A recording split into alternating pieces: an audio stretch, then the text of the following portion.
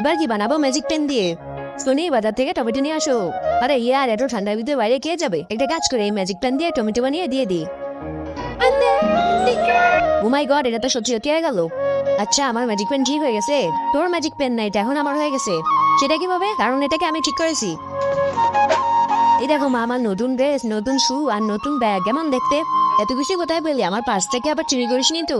আরে না মা, এটা তো আমার ম্যাজিক পেন, মানে জমানো কিছু টাকা, তা থেকেই নিয়ে এসেছি। আরে বাহ বাবু, কত সুন্দর। আর কাছে এই গাধা এক পয়সাও জমিয়ে রাখে না। তোকে তো আমি দেখে নেবো মার কাছ থেকে জগা খালি।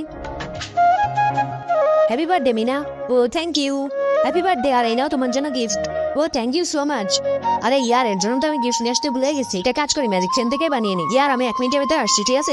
কিন্তু তার আগে তুমি যদি জীবনে একবার হলো এখানে যেতে চাও, তাহলে ভিডিওটিকে লাইক করে চ্যানেলটিকে সাবস্ক্রাইব করো আর কমেন্টে ইনশাল্লাহ লিখে যাও। ও ওয়াও, এই নে তোর জন্য গিফট। ও থ্যাংক ইউ সো মাচ। ও ফাইনালি এখন ম্যাজিক পেন আমার হাতে চলে এসেছে। একটা কাজ করে এই ম্যাজিক পেন আমার কাছে রেখে দিয়ে আর ওর জন্য একটা নকলটা বানিয়ে নি। ও ইয়েস, এখন এই ম্যাজিক পেন হলো আমার আর নকলটা সোনির।